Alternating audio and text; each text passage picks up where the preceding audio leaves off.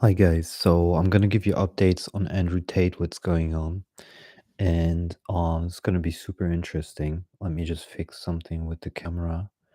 Uh, okay, let's hope that it can adjust. Okay, so okay, so the thing that's going on is okay. Let me see where I do that start. So Andrew Tate and his brother have been arrested, plus other two people in Romania, and they're being basically investigated for what some call it, like, because it's an organized crime, because girls are being held. Others says it is for money laundering. So you have many different things that are going around now. There is an official statement which says I can there's an official statement by the drug um by the how do you say, I mix so many languages now, it's getting confusing, by the anti-terrorist organization in Romania, and it's about criminal group, rape, and something else. That's what they posted, I believe. I would have to check again. So there's one thing is for sure, they've been arrested, okay? And the other thing that seems to be sure is that Tristan is going to get released, or has been released already, and that Andrew seems to be held for a month. I'm not sure if that's true, but the thing is this. Um, I'm gonna explain to you something about Eastern Europe, which you might not know. Most of Eastern Europe is still seriously corrupt, or a lot of parts of Eastern Europe are seriously corrupt. In that sense, if you know the right person, um, I mean, it's Andrew Tate said it's the same thing in the US, but if or in England, but if you know the right person in Romania, it's just one phone call and they get released. Okay, so just so you understand how this works. So and then they'll say, like, okay, they'll pay this sum to this guy privately, blah blah blah, and they're released, or maybe just through connections of mafia. Hi ABC. So I just that's something that I wanted to say, because a lot of people don't know this about Eastern Europe. I'm from Czech Republic, so I know stuff. Let's just say I know stuff, okay? And it's literally like it has changed a little bit, because okay, um the thing is this: Romania is quite famous for a couple of things that I don't want to publicly name here. And so they have been at this for a long time, a long time. And the that's because they allow it, not because, and the thing is, like, this is not something that's easy to clean up, because it is, yeah, it's controlled by organized crime. Sorry, for me speaking today is weird. Like, it's like I mix 6 7 languages. I spoke two new ones in my head yesterday, with Japanese and stuff, so it's all kind of mixed up. So you got to be patient with me. And it's before 10 o'clock, which I normally don't think yet fully. So I need a little bit more time. So basically, organized crime run the show. Romania, Bulgaria, whatever. There's news that you wouldn't believe, like the corruption you wouldn't believe, and so it's literally just one phone call. And now the question is, okay, if you got huge pressure from the West, because Eastern Europe doesn't really belong to the West. They might be part of EU or not, but they don't belong to the West.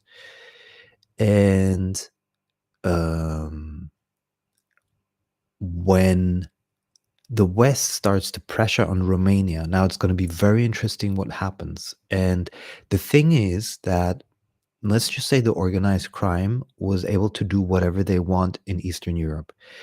And now I think Andrew Tate is gonna be in a position where the other guys are gonna be like, "Andrew Tate, you're putting a bad light on Romania. We cannot then continue business as usual, so you should leave."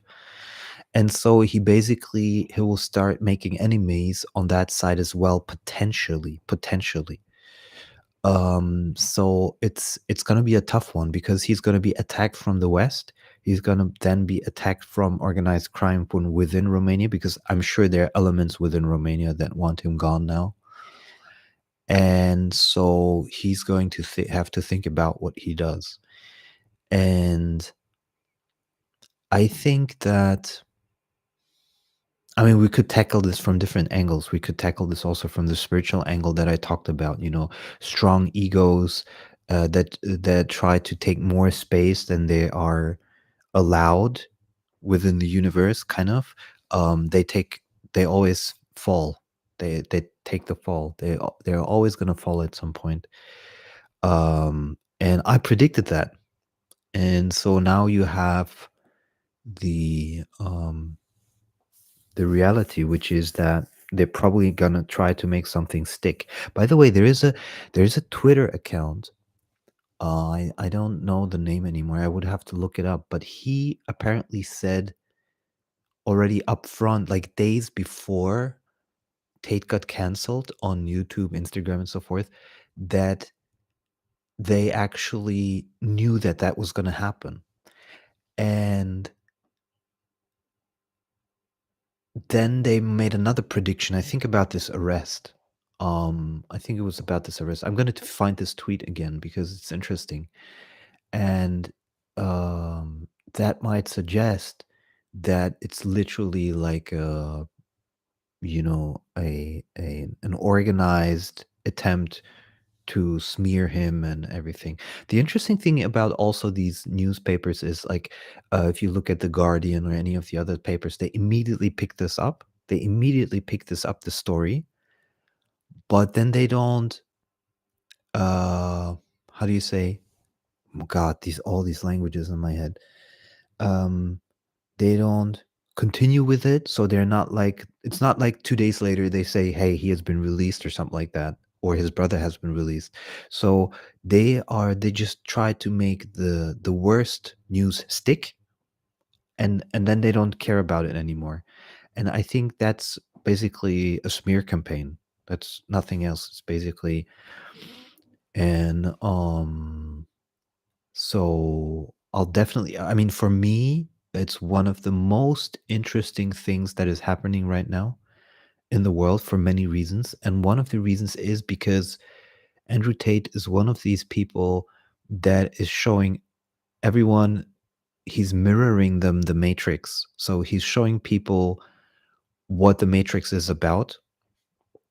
And I also believe that Greta Thunberg hasn't been targeted by chance. I think it wasn't by chance. I think it was on purpose.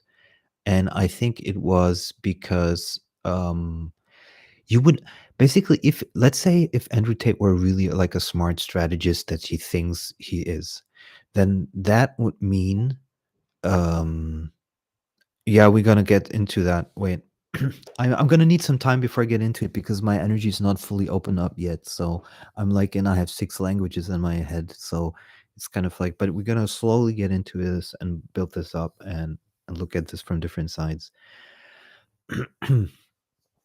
um, so I think she's been targeted on purpose by Andrew. And you would only do that if you're in a power position. If let's say you're playing chess, like why would you pull out the queen into enemy territory without having extremely good power position. So, um, so I think that was done on purpose, and they knew there's gonna be repercussions. That's for sure. And my real belief is if they, I don't think they can make anything stick, but because it's Romania. But I think with the corruption. But I think what this is also about is starting to put pressure on him and find out how his operations work. I think that's a big part of it. And oh yeah, and something that I forgot to mention, something super important. It's been said, and it seems to be official news, that they actually did this investigation from April onwards. So it's literally been ongoing for 9 months. So it's not a new investigation.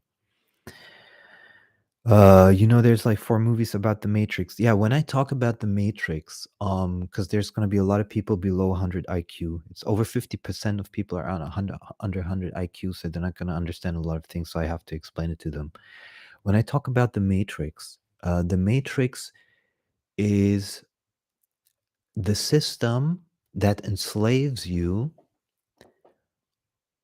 and if you stick your head out, you're cut off. If you stay right now, if you stick your head out, for example, you talk about corona, your head gets chopped off. That's the matrix. The matrix is that which enslaves you through future debt. And if you show your head, it's going to get cut off. That's the matrix. And it's an analogy, just like in the movie. It's the same thing. In real world and in the movie, it's the same thing. Just the cocoon is different. So, that's what a lot of people are not aware of. Like, so if you're the rogue virus within the matrix, your head is gonna get cut off, and that's the same thing in the real world as in the movie. That's where the analogy is from.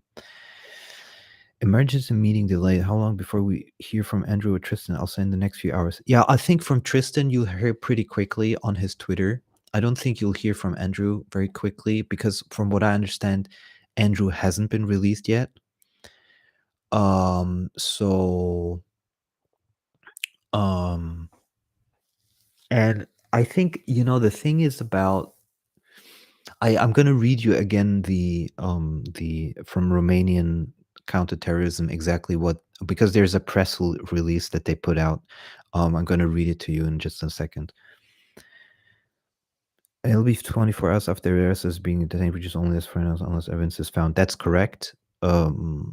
Okay, so let me read this for you because it's probably easier than um so I'm going to read to you directly from this counterterrorism group in Romania, what they put out. And give me a second. What was it called? Like CIID something. I don't remember. Tate released. Okay, one moment.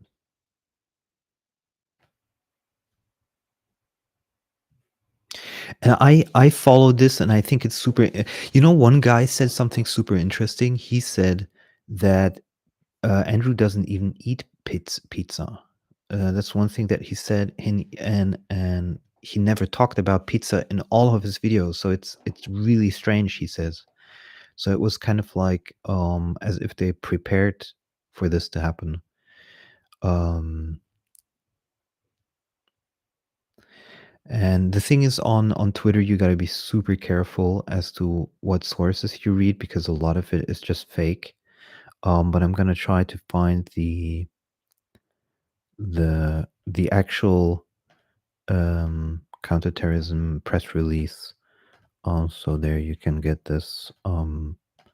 So you shouldn't be reading. You basically shouldn't be reading any news from Western media because it's basically just very one-sided and misinformed partially.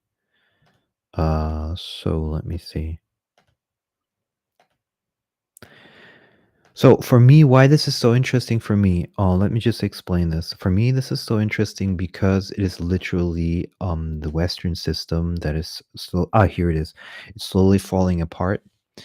And okay, so I'm gonna read to you right now the actual DIICOT from Romania. That's the counterterrorism in Romania. So let me see if I can pull this up. I have a link, so I just have to pull this up. Derecha de investigare infracțiuni. I don't know Romanian. I know a lot of languages, but Romanian I don't know. If I really put my mind to it, I can read the Romanian. Okay, it's not pulling up right now. Let me see if it's a translation problem.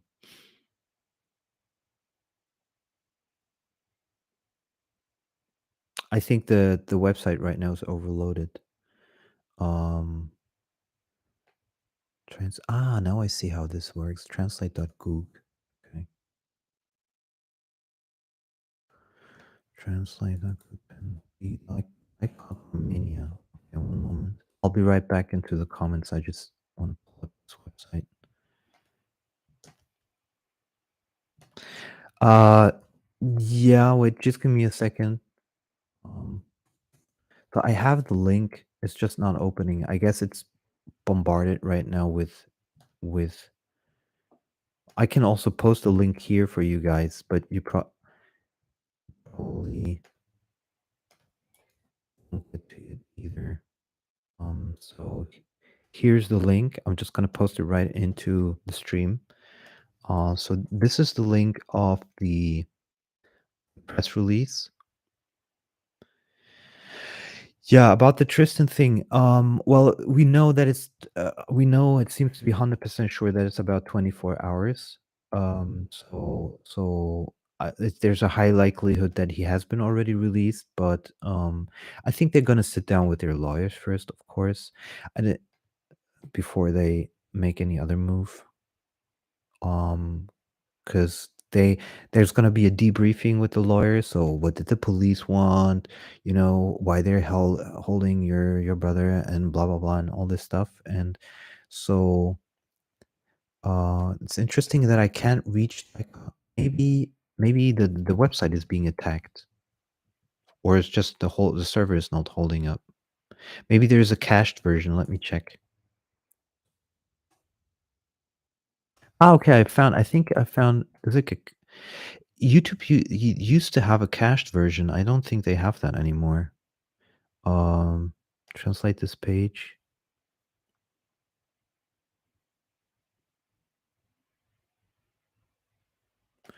Yeah, they used to keep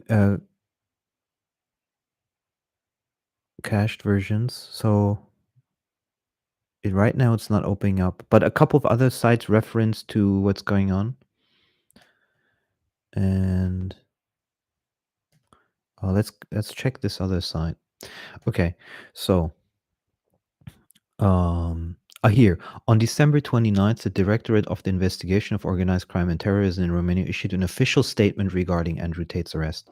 According to the press release, the body issued 5 home search warrants. So 5 of his homes in Romania have been searched in connection with the investigation of crimes such as constituting an organized criminal group. And that was because there are already 4 people, so that would constitute an organized group, a human trafficking and rape. So it's not about money laundering, which people say. The 4 suspects, 2 of British origin, 2 Romanian citizens, comprised of a criminal group in Romania. In the case, it was noted at the beginning of 2021, 4 suspects, 2 British, 2 Romanian, constitute a criminal group organized in order to commit on the territory of Romania, but also other countries such as the United States, Great Britain, of the crime of human trafficking. Uh, Dicot detailed the allegations in the following section, stating that the victims recruited by British citizens were housed in buildings where they used physical violence or mental coercion. And yeah, so they're basically um wait. So 6 victims were sexually exploited by the criminal group who have been identified. Dicot mentioned an incident March 22 when a person was raped on 2 separate occasions. Um, Social media. Okay, so it's not about the money laundering. It's about creating a criminal group, and so that's official news from the Dicot. And then and because there are already 4 people that constitutes a criminal group, and or possible criminal group, and it's about the 6 women, and one of them supposedly been raped, and they investigated this already since April. So that's an operation that's ongoing for 9 months. So I think, so it's not a SWAT call. It's not money laundering. So It's interesting how much bullshit information is out there. If you go to just to the official link, it's something completely different, right? So, I mean, it doesn't surprise me because he toxic metaframes women. And the thing is that he talks down on women a lot. And he sometimes tries to pull back when he sees that's typical. By the way, this is typical narcissism when somebody says you're doing something wrong, and then you're like, oh no, I didn't mean it like that. I meant it totally different. I'm a nice guy.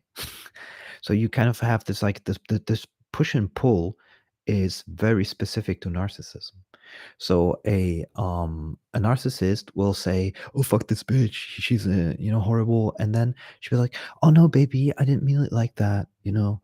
And then she never leaves. So that's what basically happens. And when people wake up from this dream of being a victim, because you can only be a victim for as long as you are not conscious of what's happening. Once you become conscious of the dynamic, which I talk a lot about this on this channel, about libido, empowerment, toxic metaframing, and so forth. Once you become narcissism, once you become super aware of it, you start to be pissed. You start to be really pissed, especially if you're unawakened. You start to be super pissed about the person that was the perpetrator. And then many, many, many years. This could be the third step in Andrew's three-step program. Did Andrew set all this up to boost his popularity? No, it doesn't make sense, and I tell you why. It's a good question. He polarizes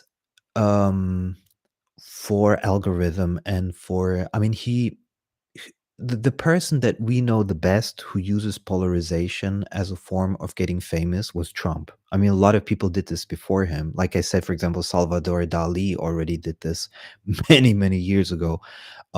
This is a tactic to get popular very fast if you polarize and you say something bad that people talk about. Or you take a very strong viewpoint in order for others to, and it works perfectly for modern algorithms because they want engagement. That's how he blew up on Twitter, on TikTok. Without the without the TikTok algorithm, he made the algorithm his tool, and without this algorithm, he wouldn't even be famous. Nobody would care about him. Maybe on Instagram a little bit, but not worldwide. And TikTok literally loves the engagement. I noticed I've been monitoring TikTok a long time, the algorithm, and it loves it. It doesn't even go that much for watch time. What TikTok loves is, and you can make TikToks, by the way, in a way that people keep watching them over and over again, which is also interesting. So basically, the way Andrew Tate did this was he said, for example, like women are bitches, okay? And then somebody posted this on TikTok, okay? Whatever. Because he didn't do that himself. It was his fans that did that. And then the video gets watched over and over again. And then in the comment section, people would comment and be like, who's this guy? Why is he talking shit about women? Blah, blah, blah. And that would boost the engagement to such an extent that then 100,000 millions of people would see the video. And if nobody would comment, nobody would see the video because the algorithm needs that. So that's how he became famous. So the polarization that he used in the beginning was great for TikTok, but it made him very super controversial. And then he was like typical narcissist. In the end, he was like, "Oh no, I'm really a nice guy. I don't mean it like that. It's just been put out of context." If you say like, if he made a video where he said, "I was in Spain and I destroyed that bitch. No guy will ever touch her again." So he literally said that. So it wasn't cut out of context. So he is literally a narcissist. He talks bad about others. We've seen it many times. He thinks it's a form of motivation. It's not. From some guys, maybe, who knows? But there's one thing that Warren Buffett said, which I absolutely love. He said, if you put in a 50,000 people in a stadium, I mean, you make them flip a coin, somebody eventually is going to get all the coin flips right. And so no matter what you say, eventually you find someone who agrees with what you're saying, whatever it is. So it doesn't make it right. It doesn't make it morally right necessarily. So he used that strategy in the beginning. And then when you asked here, did Andrew set this all up to boost his popularity. It made sense to a certain degree. So if you're highly intelligent, you can say, okay, it makes sense to a certain degree. But when you're already famous and you have like, I don't know, 3 million followers on Twitter and everybody writes about you, it's pretty senseless to push this even further. But I don't think Andrew Tate did this necessarily for popularity. The interesting thing is that the Piers Morgan hack, in relation to the Greta thing, in a very short period of time. This is very strange because one thing that was obvious, for example, when Piers Morgan got hacked and he posted Andrew Tate was killed in Dubai, you remember that? He instantly retweeted that. And he didn't say something like, I didn't do this or, whatever. He just said hard to kill, which to me seems that someone in the huge clique of Andrew Tate's crew actually did this. Maybe through, 2 or 3 bounces like hops. It wasn't directly the crew itself, but it was somehow connected to the crew. And that was maybe done. I said this once already, there's 2 possibilities that it was done. One is that they tried to already assassinate him, and because of that, he decided to go full in with his crew, and so it's a declaration of war. And then when he talked bad about Greta, it was basically like attacking the poster child of the elite. You know what I mean? So if that wasn't his if it was just for fun, it wasn't a strategy, then it was really dumb. Because why would you move into enemy territory if you don't have power? It doesn't make any sense. So, and it's also interesting that Romania moved just days after, like 2 days after these events. That's also very interesting. So you have the Piers Morgan hack on Twitter, you have the Greta Thunberg thing, and then like a day or 2 later, you have almost the same day, you have the the actual arrest. This is very, very, very, very strange. And I also wonder why they would use Romania as their base in order to attack. Like if you're gonna attack the Matrix and you're smart, you would probably be somewhere hidden in South America or something, or in Africa. I don't know where nobody can reach you. But in Romania, they can instantly get them. And since they're not into pizza anyway, um, they don't eat pizza. How come they showed the pizza boxes? So, but I wouldn't. The one thing that I wouldn't underestimate is that Andrew Tate probably during his kickboxing career met a lot of interesting individuals, and some of them from Eastern Europe, and that is what made him then move to Romania. So I think his connections in Romania are going to be pretty good, and it just needs one good connection, like I said, phone call, and he's going to be let go. And that's if it was a premeditated chess move, that's the most likely outcome. Or the pressure from the West will become so big that he literally that he's literally fucked. So did Andrew set this up to boost his popularity? No, I don't think it was to boost his popularity, because it's not about money anymore, and it's not about popularity because he already has that. I think it was a declaration of war. Um, this is my guess, and the actual arrest doesn't make sense to make him popular in that way, because that it's a stigmatization that nobody wants to be associated with, and it sticks for a long time. So you would have people all over the world saying, yeah, he's been arrested for this and this and this and that. And I think the likelihood that this is, I mean, you got to be really stupid. He's not as smart as people make him to be. First of all, go, converting to Islam is like the most stupidest move you could ever make in a Christian country. Romania is probably 99% Christian or over 90%. That's just really dumb. And plus he's not really a Muslim. He even said he's like Islamic. You're not Islamic. You are Muslim that uh that likes Islam. So it's you're not Islamic. That doesn't exist. So he didn't even do basic research basically. So um that was a really stupid move. Then remaining in Romania was a really stupid move. And the absolute epitome of stupid moves was to have six girls basically in a house creating porn content when he has another operation. Because I remember there was a video once where they said, yeah, we keep these girls around. We downscale our operation for OnlyFans and blah blah blah, and the webcam business, but we still keep a couple of girls around.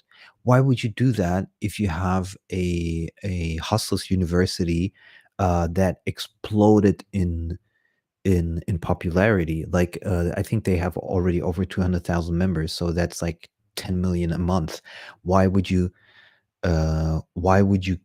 Why would you s- even have one woman? And they even said this many times, like that the women that they have around them are actually their highest vulnerability.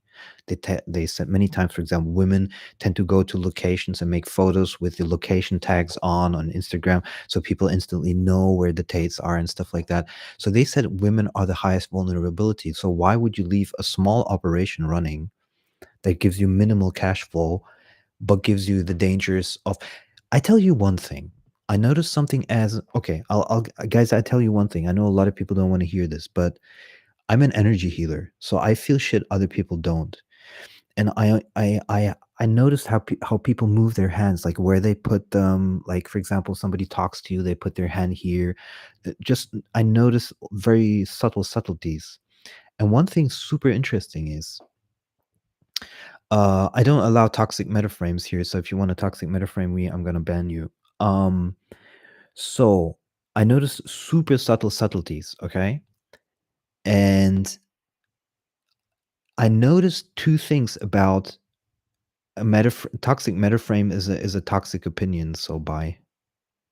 Learn something about my channel before you comment here negatively. So basically I noticed that the women that he has around him are unhappy, most of the time unhappy. They're mostly not being filmed. Have you ever noticed that the women around him are very rarely filmed? Like if he has that many women around him, why are they never being filmed? And in videos a long time ago, some videos have been released where the women also looked very unhappy. They wondered, why am I being filmed? Why are you filming me? And very few videos actually exist of women around him. And then they had these women on the yacht in so I don't know where it was it in Greece or somewhere in Croatia, I don't know. Uh Marginalizing Islam is a toxic metaframe. No, it's not. Learn something about toxic metaframing. You cannot just throw this word around without understanding what it is, and I explain it a lot. So don't give me that bullshit here. Toxic metaframing is something completely different that you don't understand yet. You have to see my video about it to understand it. So I'm gonna explain a little bit later what toxic metaframing is, but for a lot of people, this is way too intelligent to understand. So the I also don't want to talk about Islam right now. We can talk about it a little bit later, but it's not important right now. So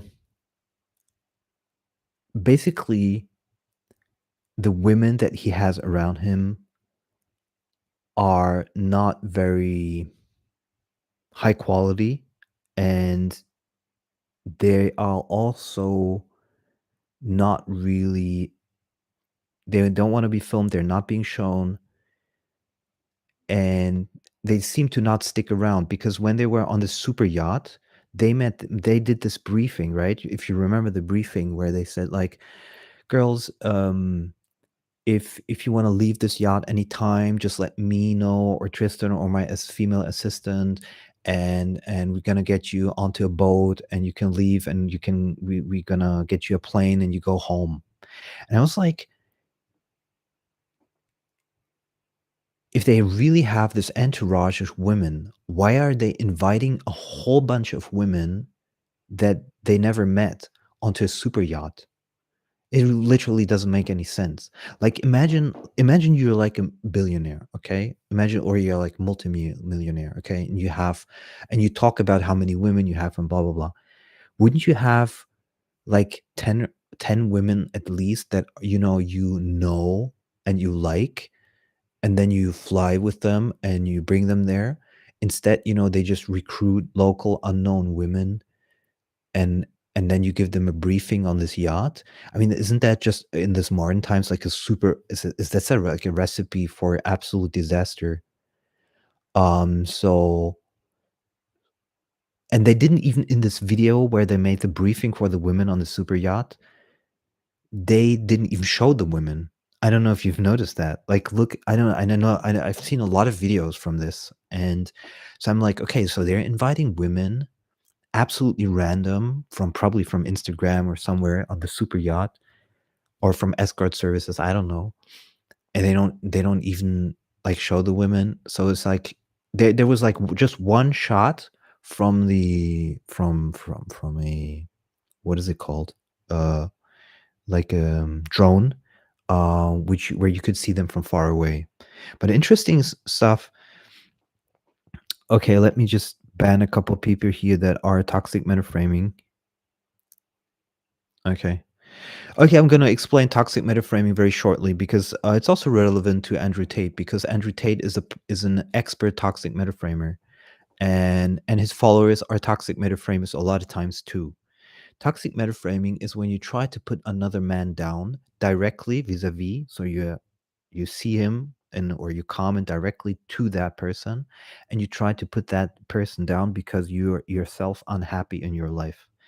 And so, especially those keyboard warriors that go and so like, "Hey, you dude, you suck," and that's toxic metaframing.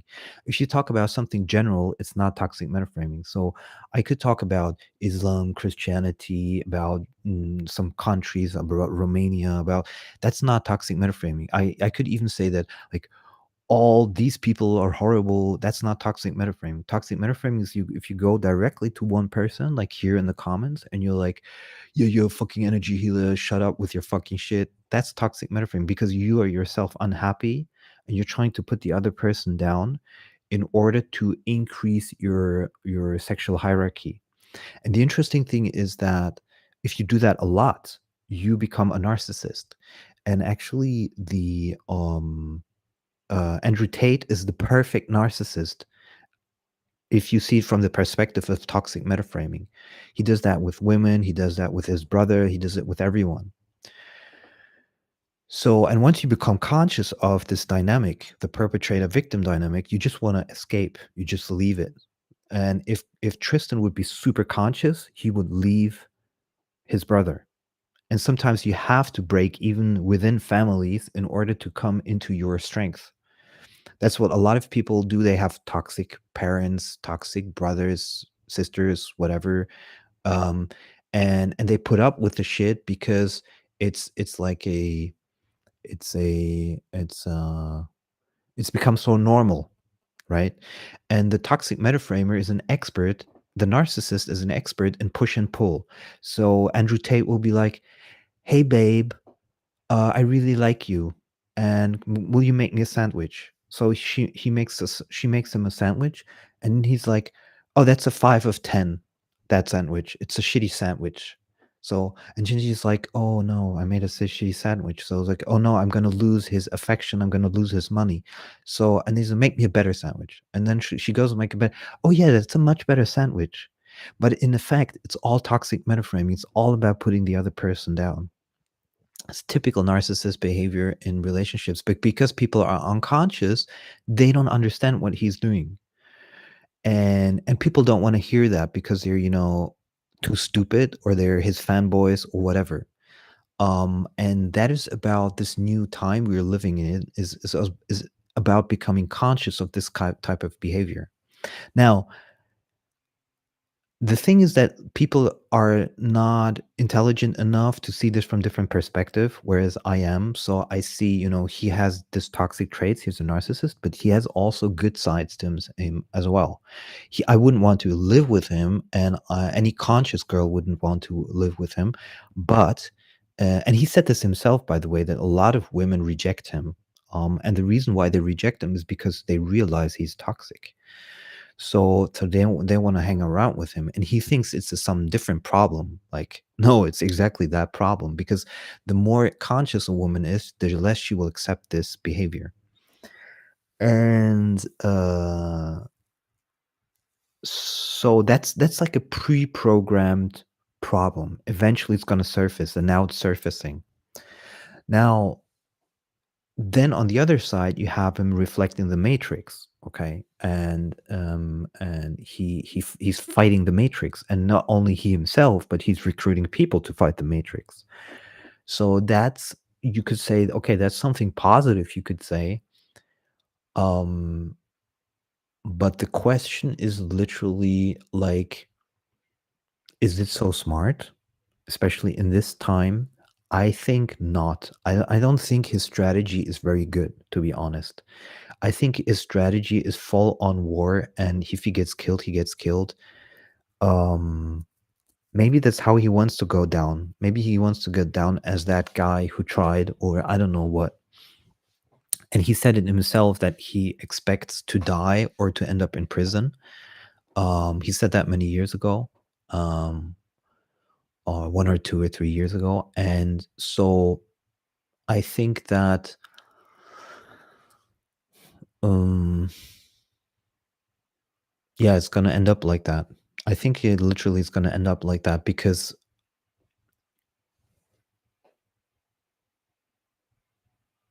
no, you have to understand what toxic metaframing is. So, uh, I'm not going to explain it 100 times. You have to look my video up, toxic metaframing, to understand what it is. You cannot just throw the word around and immediately use it correctly. You have to first understand it. So let me see what else we can talk about with Andrew Tate and Tristan Tate and his operation. I mean, there's too much to talk about, and I have very strong viewpoints on some of these things, and I understand things that nobody else understands.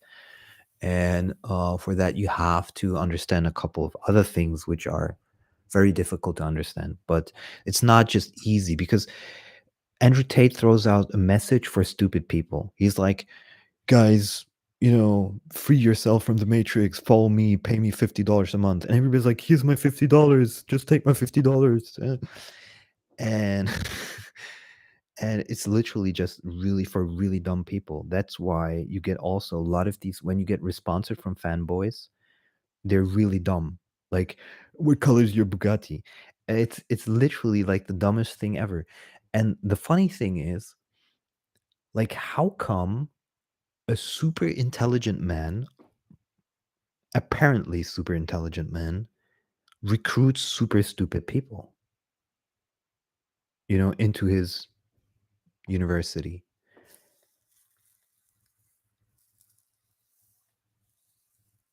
I think he really doesn't give a fuck. I think it's literally just about the money. So he's not, when he recruits you to the Hustler University, for him it's just about money. And he pretends to care, which all narcissists would do. And that's pretty much it. If he were not a toxic metaframer, now I wouldn't talk about it like that. If he were literally a nice guy, I wouldn't talk about it like that. I would never say, he's not interested in your well-being. But since he is a toxic metaframer and a narcissist, I believe he literally doesn't give a fuck. And the thing is that he, psychologically speaking, he entered into a vacuum there's a massive vacuum where young people don't know who to look up to, especially young men. So you have, let's say, you have a 15-year-old boy, 16-year-old boy. His father has a shitty life, and he sees this guy with Bugatti and girls, and he's like, "That's a better role model than my father." And it's like, "Oh, he wants $50 a month, and then I can be like him. Oh yeah, let's do that." Um, that's ultra sad because there's literally millions of other role models out there, but they are not catering to the stupid teenager. So a Jordan Peterson, you could, I mean, he's not necessarily also not the best role model in the world, in my view. We could talk about this, but so Jordan Peterson would be also another alternative to being a role model, but Jordan Peterson looks like more like your boring dad. He doesn't have the Bugatti, right? So you have literally, like, if you think about it, you have millions and millions of young men that don't know who to look up to, and suddenly this guy comes up and he's like, "You're triggered and bitter." That's a toxic metaframe. Bye bye. I'm actually not triggered at all. I'm not bitter at all because I live libido empowerment and I'm actually super happy. Um, so, uh, that's like the thing. So he's recruiting. This is something that I wanted to get to. So these 15-year-olds, 16-year-olds that he is, motivating to pay the $50, um, they are toxic themselves. And why are they toxic themselves? Because of their suppressed libido. So all these men don't get any pussy. And it gets more and more difficult for 80% of the men to get any pussy because they all use Tinder. Tinder doesn't work for them, blah, blah, blah. So they're looking for an escape. And the only escape that they found is Andrew Tate. And so that's why they pay them the money. But there's literally 100 million other ways to go about, your life. And I talk about, for example, libido empowerment, which is the going the way of joy and sexuality. So you don't have to go the way of toxic metaframing. But for the people that are traumatized, and a lot of these young men are also traumatized because they come out of problematic families, it's very difficult for them to look up to anything else that is a little bit more intellectual, or they need the stupid short sound bites. So what I'm saying is, this whole operation that he's running with Hustlers University and everything else that he's doing is being glorified too much because it's literally taking advantage of vulnerable people, consciously or unconsciously. He might be doing this unconsciously. I think he's doing it consciously. And the interesting thing is, should he fall, in the sense, like, should he vanish? I don't mean fall like necessarily that, should he vanish, like, how will he be remembered within all these young people, and they basically fall into the normal trap again of, having to work a 9 to 5. And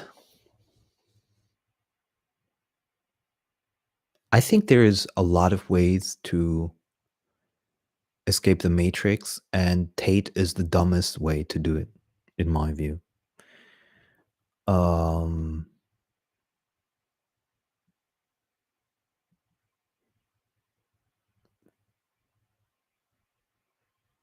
but it's the only thing that's good in that sense is that he brought it into the masses. So he made a lot of people become aware of what's going on, but he made a lot of problematic people aware of what's going on also.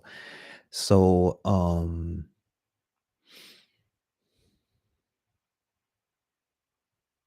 it's gonna be interesting. I mean, I'm definitely I have my very, very, very strong viewpoints on this, and I think that what the vacuum needs is more role models, to be quite honest.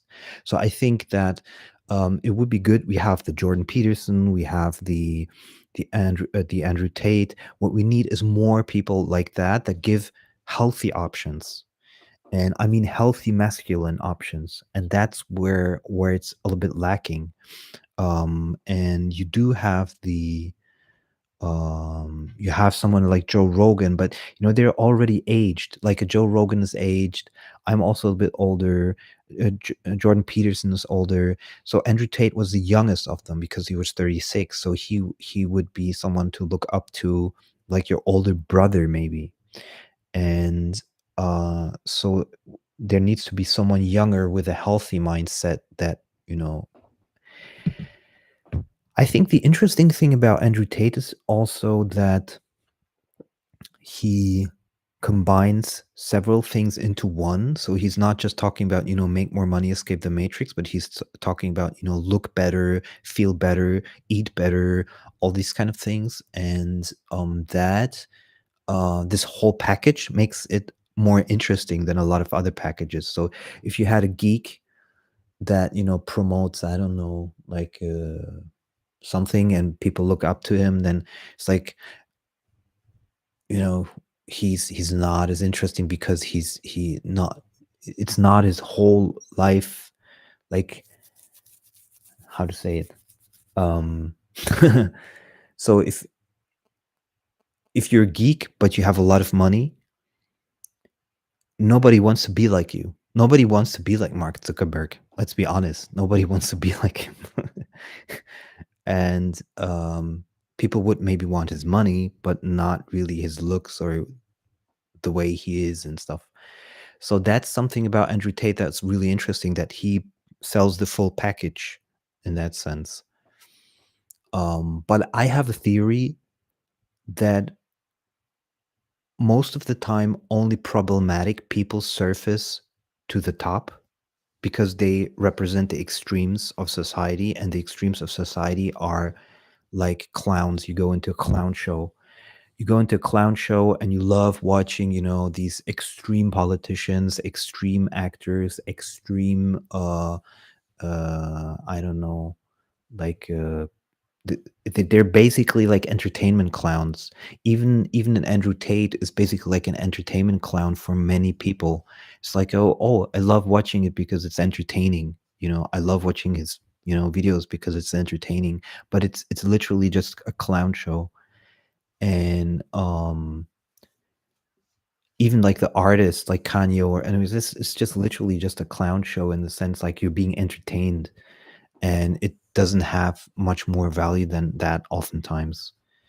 And that's why these extremes surface, because these extremes polarize, they get boosted by the algorithm and so forth. And that makes them famous because a guy like me, for example, I'm hyper intelligent. I know many languages. I know shit you don't know at all. I learned 7 programming languages on my own.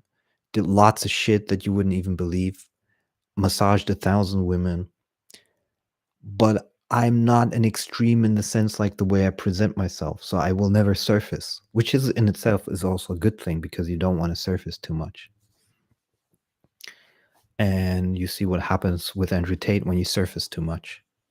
And oh yeah, and I had a spiritual awakening, which is probably the most uh important thing of all.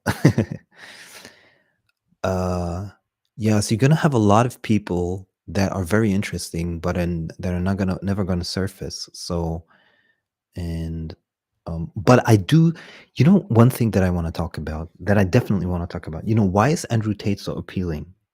And I tell you exactly why. Because he hits you at the center of your vulnerability as a man. get this. He hits you at the center of your vulnerability as your man. And what is that vulnerability? It's your libido. It's literally the feeling of not being man enough.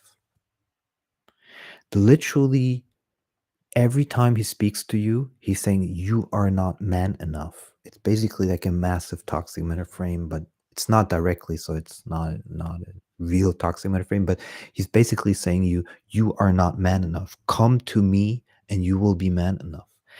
And the thing is that it works because it's literally your most basic and most important and most forceful need in nature, the need to procreate, right? So you want the girls, basically. It's not a, he talks about status. It's not about the status, it's about the girls. So, and when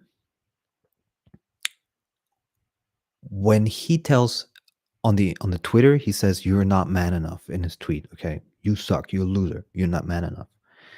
And then the soy boys come and start to comment under his threat, which is great for engagement. Then you see a lot of them are triggered by exactly that point because they know they are not the man they would want to be. And that's what's so interesting about this. So you have basically young men that are not the men that they want to be. They don't get the girls that they want to. And so they desperately are looking for an escape out of this. Um, and the truth is that most people cannot escape because either you're tall and look good and have a lot of money, you're not, and not everybody can have that. That's just a fact. Um, I remember I read a book. The name was Gigolo, or was the book? And in the book, a guy was speaking about his experience as a gigolo. He started fairly early on, with 15 or 16, because he was very good looking, and he had a friend who was also a gigolo, but he was small. He was short, and this short, and he said, the only way he was able to have the same success with women as he himself, he wouldn't have to do anything. He just go into a bar, and instantly the most beautiful, richest girls would be interested in talking to him. But this guy, he needed to be a clown. Literally, he needed to be a clown. He would dress in weird costumes and like literally bring the girls to laugh a lot. So he had to put in all the effort. And yeah, that just shows you that not everybody can have that. And if you want to have that, you gotta be a clown. You're not true to yourself anymore. So you can't just walk in with confidence and be short, and that'll be just it. You can do that when you're tall. And so the truth is that 90%, over 90% of the men that are triggered by this and want to be that man, they cannot, even if they had the money. I mean, then it just becomes a superficial thing. You're just attracting gold diggers and you're paying for it. And that's also another thing with Andrew Tate. He always relates all of his attraction to his materialism and status. And that's I was gonna say something about this. For a lot of men that have brains, this is not what they truly want.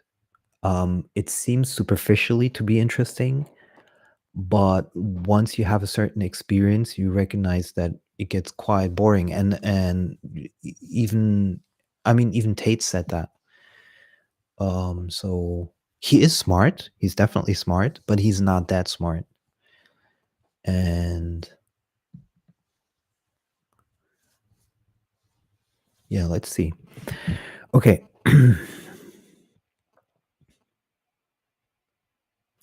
Not like those black men who spark ideas, action, self-change, like Kanye and Tate. Um, yeah, I mean, if you want to, if you want to change your life, and that's I talk about a lot, but in a positive way, not end up, like Andrew Tate. You just use libido empowerment. You just spiritual awakening and libido empowerment. If you do those two things, things are going to start to manifest by themselves with joy, with respect, with love, with sexuality, with the sacral chakra, and you won't have to put others down. And you will not live the same extreme, but be happy you're not living the extreme, because if you're living the extreme, you probably have serious problems. And I mean, Kanye West does have pretty serious problems mentally. So uh, he has a lot of also unresolved karma. You can feel a lot of bitterness in him, even before, of what was before. Let me go through the comments if there was anything that, sparked my interest.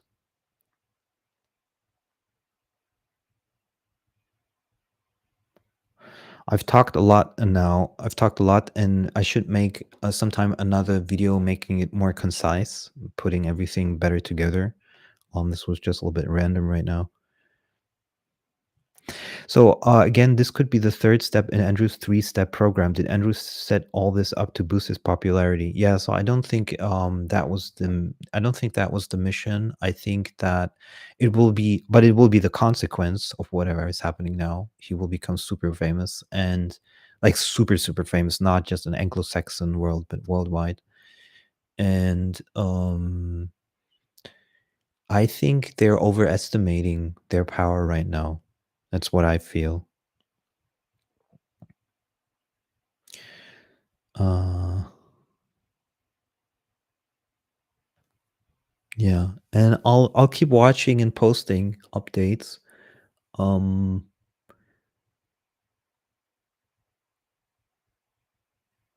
and you cannot make fanboys. You cannot make. You see, there's something super interesting psychologically. Andrew Tate is hyper intelligent. Okay, let's just say he is. Okay, he makes his mistakes, but he's hyper intelligent. The moment that you're on his crew, even paying for Hustlers University or being a fanboy of his, you assume that you have the same intelligence. You know what I mean? It's like the association with a celebrity or association with a guy who's very good in sports. You instantly think you're also good in sports, or that you're also a celebrity, but just by hanging out with them. It's kind of like a fallacy. It's a wrong inference. And so you assume that you're also intelligent as Tate by associating with him in whatever way, being a fanboy, whatever. And that's a fallacy. And the thing is that you cannot, and then he can manipulate you easily, because you just don't know what he's doing. And that's something that one must be aware of also. With when talking about Andrew Tate, you're going to have a lot of people that are going to talk to you in a toxic way, or in a way that is, not very intelligent also. But they assume that they have the more high ground, or that they're more intelligent just by association. But my observation has been that Tate followers are actually stupider than the average person, literally. So I haven't met yet one Andrew Tate follower or fanboy that was truly intelligent. I mean, I'm going to change my mind once I see one. Um, he's been quoted by people as saying something intelligent, but they weren't his fanboys. They were not also not members of Hustlers University. So I think it's also partially taking advantage of people, to be quite honest, of the vulnerability of young men. And I think um,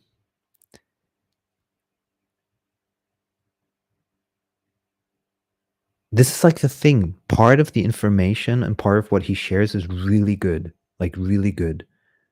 But there's big parts which are toxic, and I think that's what makes the overall package not good. I think that sums it up. Um, I think for 2023, unless he gets arrested and put away, it's going to be probably the most interesting, or it gets killed. It's going to be definitely the most interesting story um, forward in 2023. and I'm definitely gonna stay updated and talk about it because masculinity. Okay, the reason why I want to talk about why I talk a lot about Andrew Tate is because masculinity and healthy masculinity and manifestation, meaning creating a lifestyle that you truly want, um, is at the heart of how I live. And so, and Andrew Tate is the closest and most interesting persona that is doing kind of like the same in a way. Um, so it's interesting to bounce that off of his image, like off of his knowledge that he puts out, and see how it relates to the knowledge that I gain. And because I'm not going to lie, I'm improving my lifestyle through libido empowerment, where it very roughly goes slightly into the direction of, I have to put this differently. Okay. So, I have to put this differently. So I'm trying to live my perfect lifestyle, unique to me, and I know what works for me. And I see other people trying to do the same for themselves, and I see where it works and where it doesn't. And that's how Andrew Tate is interesting for me, to see what works, what doesn't. One thing, for example, that I definitely took from Andrew Tate, but not only from him, is that I work out every single day. I don't give myself a pause. I work out 7 days a week without pause. So I have a base program that I do every day. And if I feel good, I put another program on top of that, but I don't have a day off. So I literally work out every day. And that's something I took, that motivation, that initial motivation, I definitely took from Andrew Tate. But a lot of things I don't take from him. And yeah, and I like this comparison between different people that are trying to live their ultimate lifestyle. And I think a lot of Andrew Tate fanboys also don't know where to start at all or how to go about it. So that's why they need him. For me, it's just putting one and one together, just looking around my surroundings, observing, like Andrew Tate says, just observe. You see what works for me, what doesn't work for me, where are the pitfalls. And quite honestly, you have to be a certain person to put 6 girls into a house and create porn content for you. That's a specific type of person. And you have to ask yourself, are you really that person? Most of the people would definitely say no. Are you the person that wants to run casinos? No. So yeah, I really have to ask yourself, how intelligent is Andrew Tate, literally, like running porn in casinos? I mean, the caballon, the pendulum to the left is the measure of the swing to the right. I don't know what that means, but it sounds interesting. I would have to Google that. You mean pendulum, probably. Pendulum, caballon, the pendulum. Sounds interesting. I don't know about this.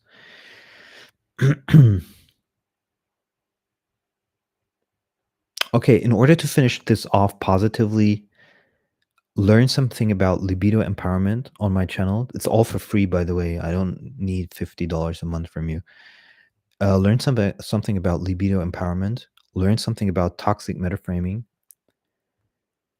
Learn about spiritual awakening. Learn about healing modalities, and be a positive force. Be a real positive force in your life and for others. Don't let yourself be toxic metaframed by others, because those are the frustrated people that are trying to put you down. You're just going a different path. I'm not going the Andrew Tate path. I will never go the Andrew Tate path. I have my own path, and I show something that works for me, and it's completely for free if somebody wants to learn it. And And there's millions of other ways to go about this. You don't need to go the Andrew Tate way. In an era feminine men, Tate's masculine is needed. Yeah, I'm very careful with that statement. I know what you're trying to say. This is a good statement because I can bounce off some ideas off of that. So Antonio says, in an era of feminine men, Tate's masculinity is needed. Yes and no. His toxic metaframing is definitely not needed.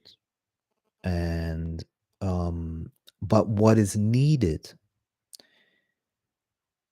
is for men to learn, and here comes libido empowerment again into the play. Learn that playing computer games for most men is a disaster. Watching porn for most men is a disaster. Not having proper goals for most men is a disaster. Because you have literally a system which allows you to cocoon yourself at home and be constantly bombarded by entertainment on the computer or on the smartphone, and you're neglecting your body, you're neglecting your psyche. And so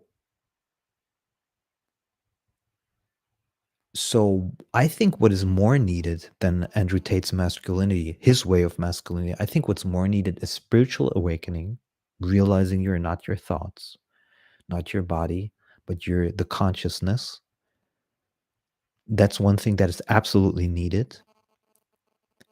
Going away from hypercapitalism, absolutely needed. So away from this idea that you need to own all these supercars and shit, but also to understand that you don't want your libido, your sacral chakra as a man to be suppressed. Because most people, most men have suppressed libido sacral chakra. They're in the office, they're sitting like this, it's tremendously limited, their sacral chakra, their joy and sexuality.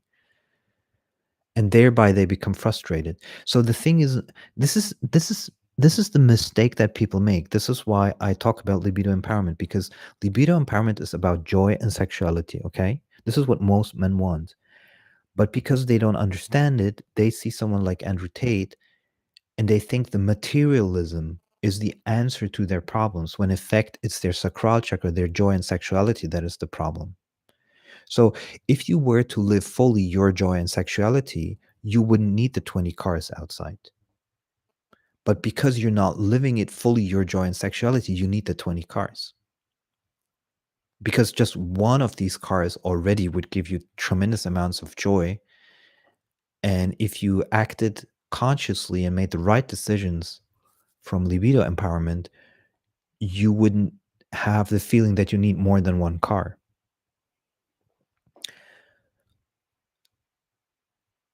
Yeah. Men wearing dresses, lazy and no discipline into their feelings is toxic. You're saying, okay, you're wrong in this regard. Being into your feelings is toxic. No, that's wrong. That's not true. If you suppress your feelings, which Andrew Tate does a lot, it builds up in the energy system. And if it builds up in the energy system, it eventually becomes a disease, especially if it's negative emotions. So, if you, for example, if you suppress anger for long enough and other kinds of energies, you start to develop diseases. And so it's super important to understand the meaning of feelings as a man and what you should do with those feelings. It's all toxic, but in the grand scheme of things, it brings balance in the world. No, that's an illusion. There's no such thing as an unbalance and balance. Everything is constantly in balance, because if it were not, everything would fall apart. So, and I'm not talking about society, I'm talking about the whole universe. So the whole universe is always in balance. The idea that there's something not in balance is not true. But what's happened is that people have become brainwashed. And in order to escape the brainwashing, you have to spiritually awaken. And you don't need more or less masculinity or femininity in order to balance something. You can balance your own self, your own body, in terms of like releasing trauma, releasing, frustration and these things. But there's no need to balance the whole world. So, in effect, I would even say that masculinity is that which, in this way, masculinity is what brings us war. Because if politicians would really understand their joy and sexuality and wouldn't suppress it, they wouldn't have the feeling to they need to go to war most of the time, because war is just mostly an ego thing. So, yeah, I'm just gonna leave it at that right now. I mumbled and rumbled a lot of stuff, and it's gonna get more interesting over time. And especially use this video as a way to learn a little bit about libido, empowerment, and toxic metaframing and spiritual awakening. And then you will see that Tate is r- wrong in a lot of things. By the way, I wrote Tate personally some time ago, month ago, and I told him, "Listen, you are wrong about these things. Look at this." And now it's starting to surface. And um, but one thing that Andrew Tate has done, and that is quite negative, he has brainwashed himself by truly believing the things he thinks. But as a spiritually awakened person, you realize that the thoughts that you have is not you. But when you're not awakened, you believe the thoughts that you think is you. And if you then infest your brain with, strong thoughts, because he said that in his dreams, he would visualize in his dreams the life that he wants. He truly believes everything that he says. And that's actually a negative thing, from the perspective of spiritual awakening. What's he wrong about? Oh, a lot of things. Um, okay, where should I start? I'm going to just give 5 points where he's wrong. Um,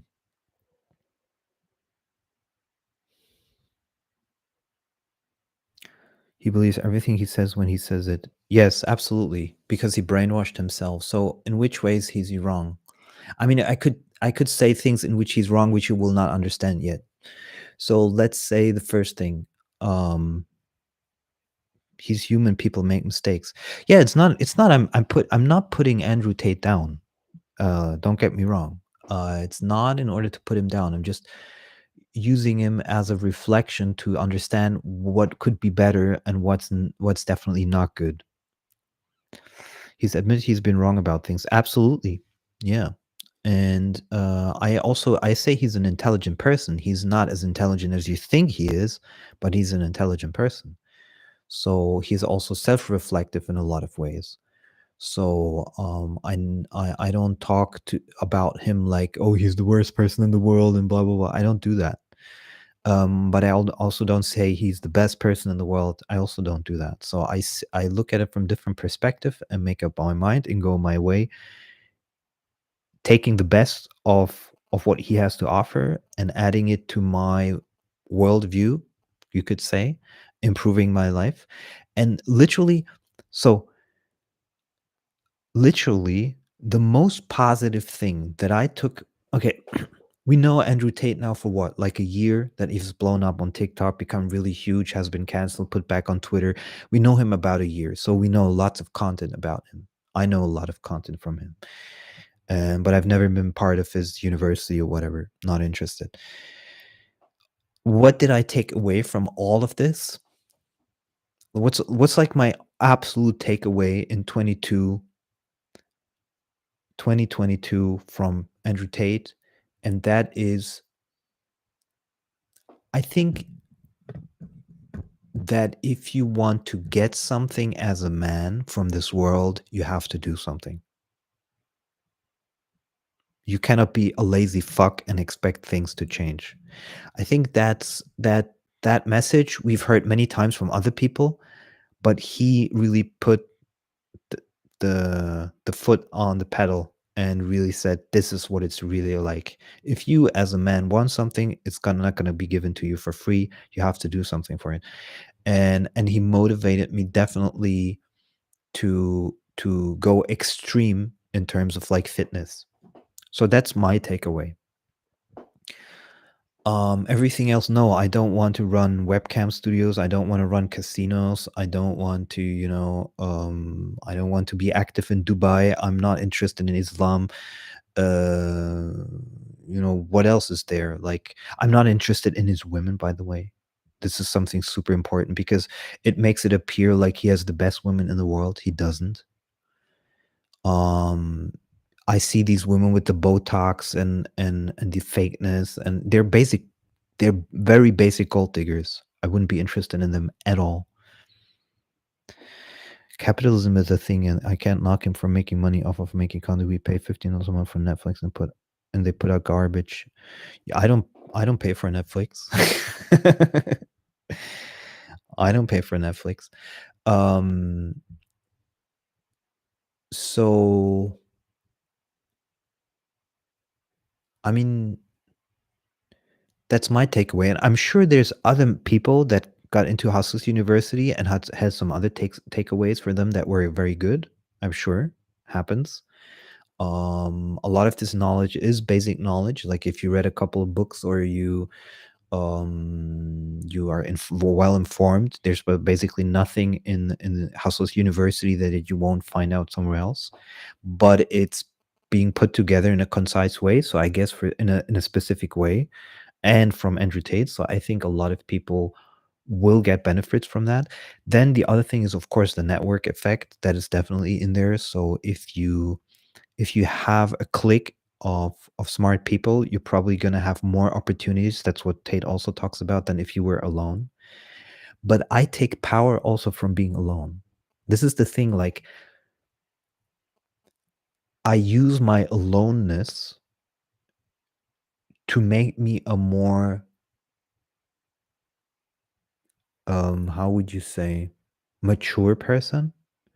So even though I'm not in a network, I feel like I'm maturing faster because I'm learning to be on my own. I'm being self-sufficient in that way, which you could say is not the smartest thing. Because being in a network is like running with your pack, like Andrew Tate says, that has its benefits. But I see, as a spiritual person, I see learning to be alone in a powerful way is actually tremendously um empowering. Yeah. And for example, if I'm on my own traveling and not reliant on anybody else for my, for whatever happens, it's kind of cool. His dad was a Marine and was honorably discharged due to personality disorder.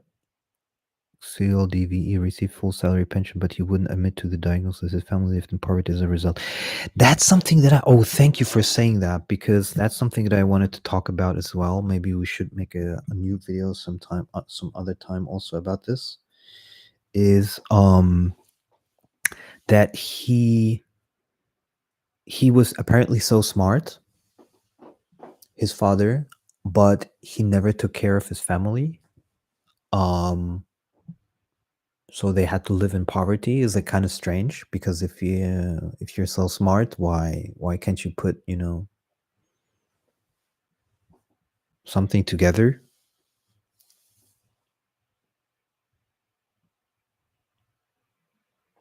Yeah, interesting point about the sea thing, that he's spot on, and he met dents in the plans of the elites or something.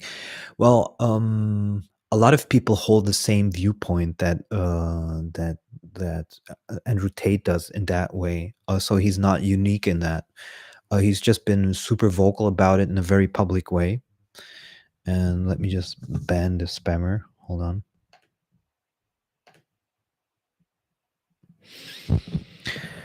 Um, and he's off about some of the lifestyle things. Well, the lifestyle things, it really depends also on who you are, like what truly gives you joy and sexuality. Like for me, true joy and sexuality, if I talk from my heart, is literally like being intimate with a woman in a tantric way. I did 1,000 tantra massages, so I have a different view on sexuality and understanding sexuality. So being intimate in that kind of way, maybe with one or two women at the same time, and I've done these things even with two women. So I'm not, for me, having threesomes is also not new or something. Um, so I know what I love. I won't know what I like. The same lifestyle as Tate for me would be too, I don't know if stressful. I don't know if that's the right word. It feels like, feels superficial. I don't feel he has true connection with the women that are around him. So that's what I mean with lifestyle. I don't like his house. I think his house is super ugly in Romania. I don't think he has taste at all, except Tristan with his dresses. I don't think Andrew has no taste whatsoever. Buying a nice car doesn't mean you have good taste. Everything is in black. It's ugly. It's cold. There's no nature. He's not connected to nature. He doesn't grow his own herbs or something. So I don't feel connection in that way at all. So I think he's actually missing out a lot. I think it would be much cooler for him to have a ranch, huge, massive ranch, and have horses and shit. Than this weird black. I don't even know what this is. Like the material that they use, it looks weird. It's all cold and dark. And people say, "Oh my God, so nice, big mansion and stuff." It's nothing. It's absolutely nothing. He ended up reluctantly going back to admit that he has a disorder, so he would get the pension. Military ended up telling him he actually didn't have a disorder and would pay him. Yeah, but who cares about his wives or the designer for some? He doesn't talk about his wives because he's missing out in a lot for sure, but maybe he'll evolve and grow up. Important things he is. I think it will be very difficult to grow out of this because he created already this persona and he truly believes he's brainwashed himself. So I don't, it's very hard to out brainwash yourself from this massive brainwashing. The only way that his life would change is if he truly had a spiritual awakening, which Islam is not going to give him. Outweighs any of the negativity in terms of his lifestyle. Yeah, I mean that's for everyone individually to decide, of course. um I think what's really interesting, so I took already the one or two things from Andrew Tate that I needed. The rest I don't need anymore. But what's truly interesting is like what's gonna happen. I think assassination is very likely. I think that's at the top of the list. Natural man growing food, spiritual awareness, and health, and positive donations always beats the vanity man, alcohol, smoking. That's another thing. Like, I don't know if you've noticed, but they drink and drive. And one thing that I, for a fact, know that I haven't mentioned much is he did 130 kilometers per hour in a 50-kilometer zone. Or was it 180? I think even. It was definitely at least 130. And he said that that's the type of narcissism he has. He said he didn't do it, but they had proof, camera proof that he did it. And so he went in front of the Romanian court to fight it, and he lost. And you have to know, if you, I don't know if you know Europe, but driving in a 50-kilometer zone 130 is so fucking reckless. And then the other time I see, Tristan drinking behind his Ferrari and like drinking alcohol. I mean, it might have been fake. The bottle might have been filled with something else. I don't know. But then he's just a bad role model, or he's just fucking stupid. I mean, they drink a lot. So, and alcohol is truly really bad for your body, and they're normalizing that. So, they're actually normalizing a lot of bad things. They're normalizing alcohol, they're normalizing smoking, they're normalizing um, gold diggers, they're normalizing materialism, they're normalizing hypercapitalism. I'm not saying capitalism, hypercapitalism. You need like 20 cars and shit. So they're normalizing a lot of things which actually people learn to let go of: smoking, drinking, needing